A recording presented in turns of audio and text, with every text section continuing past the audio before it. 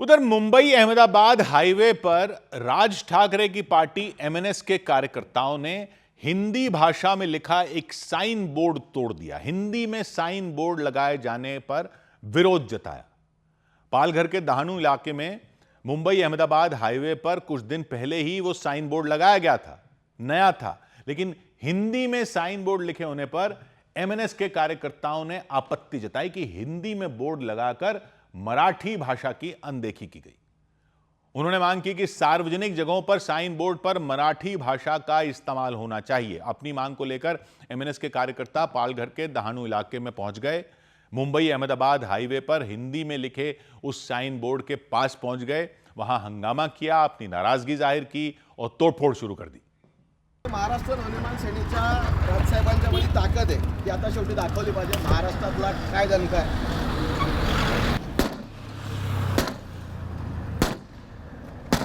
एक कार्यकर्ता ने अपनी गाड़ी से एक धारदार हथियार निकाला, साइन बोर्ड पर मारना शुरू कर दिया। काफी देर तक वो साइन बोर्ड पर मारता रहा और उसे तोड़ दिया। अशा प्रकारचे दहानू हा हिंदीतला शब्द आहे।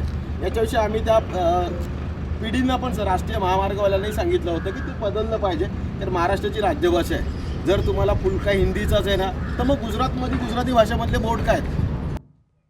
उन लोगों के मुताबिक मुंबई अहमदाबाद हाईवे का जो हिस्सा गुजरात में है, वहां साइन बोर्ड गुजराती में लिखे हैं, जबकि हाईवे का जो हिस्सा महाराष्ट्र में है, वहां साइन बोर्ड हिंदी में लगे हैं। उनका कहना है महाराष्ट्र वाले हिस्से में साइन बोर्ड मराठी भाषा में ही होने चाहिए। फिर 100 बात की एक बात यह कि महाराष्ट्र में राज ठाकरे की पार्टी के कार्यकर्ताओं का हिंदी में लगे साइन बोर्ड के खिलाफ विरोध को कई लोग भले ही सिर्फ एक पार्टी के राजनीतिक विरोध की तरह देखें, लेकिन यह पहली बार नहीं है जब इस तरह का विरोध हुआ हो। तमिलनाडु में तो 1930 के दशक से विरोध कई बार देखने को मिल चुका है। ऐसा कर्नाटक में भी कई बार देखने को मिल चुका है।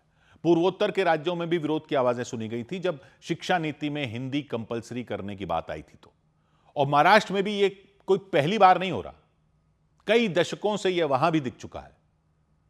तमिलनाडु में तो ज्यादातर लोग हिंदी नहीं बोलते या समझते, लेकिन महाराष्ट्र में ऐसा नहीं है। ज्यादातर लोग हिंदी समझते भी हैं और बोल भी लेते हैं, लेकिन सवाल यह उठाया जाता है कि हिंदी का दर्जा क्या किसी और भाषा से ऊपर होना चाहिए। और मूल सवाल ही यही है। जब संविधान बन रहा था तब भी यह सवाल गूंजा था, लेकिन कई लोगों का पक्ष यह रहा है कि देश को जोड़ने के लिए एक भाषा ऐसी होनी चाहिए जो सब लोग जाने और वो देश की पहचान हो। दुनिया के ज्यादातर देशों में यह समस्या नहीं होती, क्योंकि वहां मोटे तौर पर एक ही भाषा होती है जो देश में बोली जाती है। फ्रांस में फ्रेंच है, पुर्तगाल में पुर्तगाली है, जापान में जापानी है वगैरह। इंडोनेशिया ने तो क्या किया था कि वहां भी अलग अलग भाषाएं थी, तो देश के लिए एक नई आधिकारिक भाषा ही बना दी थी जिसका नाम है भाषा। वहां लोग अपने इलाके में अपनी लोकल भाषा बोलते हैं, घर परिवार में लोकल भाषा बोलते हैं, लेकिन आधिकारिक कामों के लिए पूरे देश में भाषा का इस्तेमाल करते हैं। लेकिन भाषा किसी एक इलाके की भाषा नहीं थी जो सब लोगों ने अपनाई हो, वो तो किसी की भी भाषा नहीं थी और पूरे इंडोनेशिया में अपनाई गई।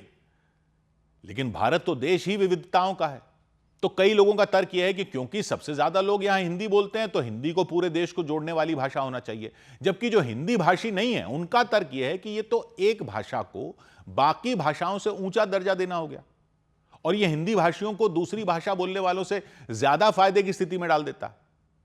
विरोध का मूल कारण यह है कि हिंदी का विरोध नहीं है, हिंदी को थोपे जाने का विरोध है। शिक्षा नीति में भी अगर गैर हिंदी भाषियों को अपनी भाषा सीखनी पड़ेगी तो ऐसा तो है नहीं कि हिंदी भाषी उनकी भाषा सीखेंगे। वो तो सेकंड लैंग्वेज के तौर पर संस्कृत को चूज कर लेते हैं। वो तो हिंदी के साथ मराठी नहीं पढ़ेंगे या तमिल नहीं पढ़ेंगे या पूर्वोत्तर की भाषाएं नहीं पढ़ेंगे। तो फिर उन प्रदेशों के लोगों को हिंदी पढ़ने के लिए मजबूर करके क्या यह संदेश दिया जा रहा है कि हिंदी का दर्जा उनकी भाषा से ऊपर है? यह सवाल उठता है।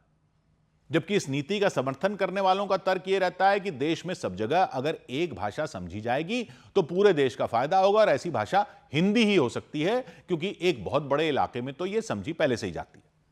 तो साइन बोर्ड पर कालिक पोतना या यह तोड़ना भले ही सिर्फ पॉलिटिक्स का हिस्सा लगे, लेकिन हकीकत यह है कि यह एक ऐसा मूल सवाल है जिसका जवाब देश संविधान बनाने के टाइम से ढूंढ रहा है। 100 बात की एक बात।